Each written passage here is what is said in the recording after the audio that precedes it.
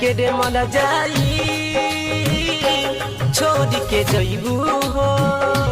मरम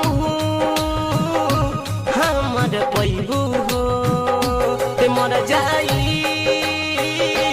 छोड़ के जइबू हो मरम हमर पैबू हो।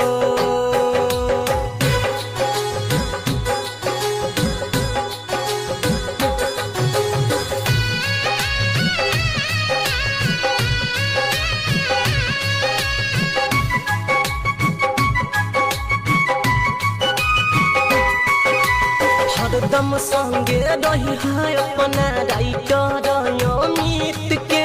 जान से ज्यादा चाहिए तोहके तोरी हो जन पीरी